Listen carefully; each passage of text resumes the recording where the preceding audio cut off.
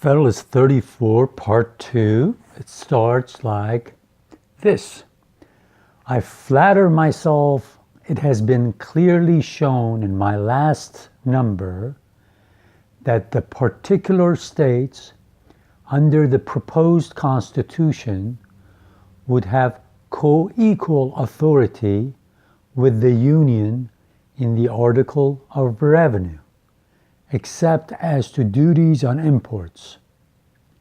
As this leaves open to the states far the greatest part of the resources of the community, there can be no color for the assertion that they would not possess means as abundant as could be desired for the supply of their own wants, independent of all external control.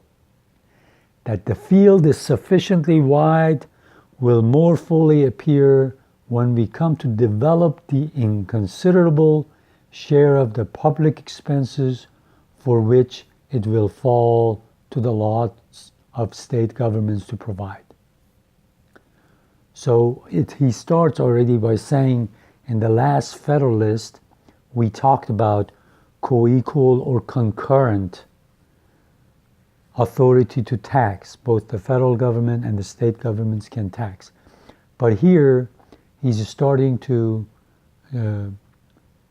make an argument that the states will have enough money with the resources they have, with the revenue, with the taxes that they have, to take care of what they need to. It's only the federal government, because federal government, that will have unexpected things happen, like invasion, rebellion, or things like that. It's the federal government that will have to be able to get more revenue from different sources. So to his critics, he's saying the state government will be okay. Don't worry, federal government is not going to take the authority away from you to get the money you need to run your states. The next paragraph, it's to argue upon abstract principles that this coordinate authority cannot exist would be to set up theory and supposition against fact and reality. However proper such reasonings might be to show that a thing ought not to exist, they are wholly to be rejected when they are made use of to prove that it does not exist contrary to the evidence of the fact itself. It is well known that in the Roman Republic, the legislative authority in the last resort resided for ages in two different political bodies, not as branches of the same legislature, but as distinct and independent legislatures, in each of which one opposite interest prevailed. In one, the patrician; in the other, the plebeian. Many arguments might have been adduced to prove the unfitness of two such seemingly contradictory authorities, each having power to annul or repeal the acts of the other. But a man would have been regarded as frantic who should have attempted at Rome to disprove their existence. It will readily be understood that I allude to comitia centuriata and comitia tributa, the former, in which the people voted by centuries, was so arranged as to give it a superiority to the patrician interest. In the latter, in which numbers prevailed, the plebeian interests had an entire predominancy.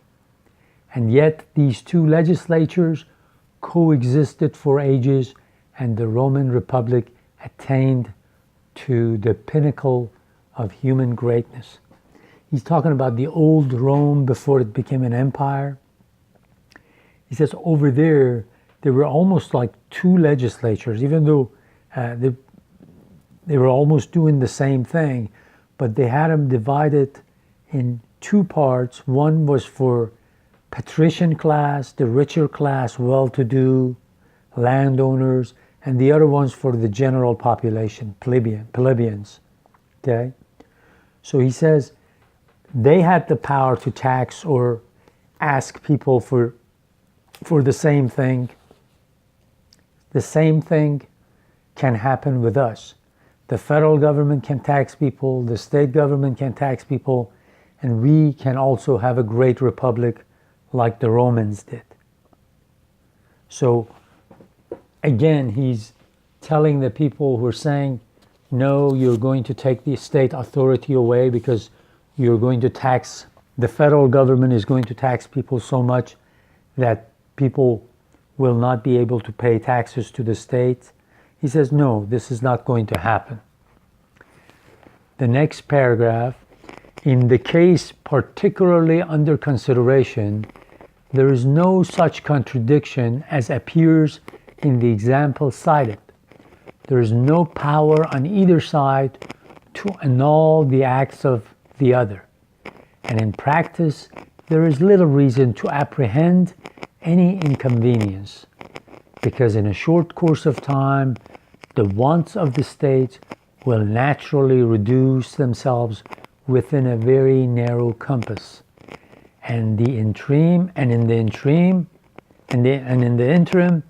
the United States will in all probability find it convenient to abstain wholly from other objects to which the particular states would be inclined to resort. So he says, as we go forward, because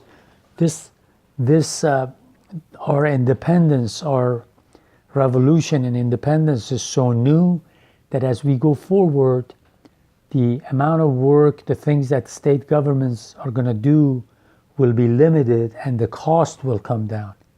It's only the national government, whose costs will be more and more because we're going to expand, we're going to allow new states to come in.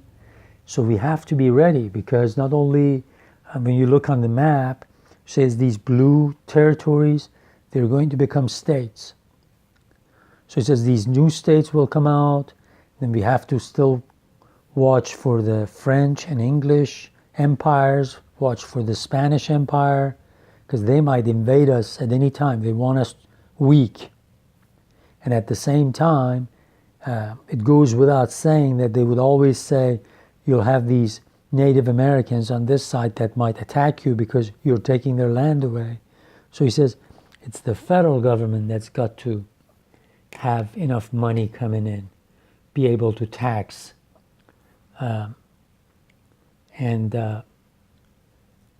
It's not a contradiction. He says, just like the old Rome, patricians and plebeians had two systems of taxation, or two ways that people had to deal with them. He says the same thing here, and people of America will pay state tax, and they will pay a federal tax when needed. All right, we will continue with part 3 in the next video.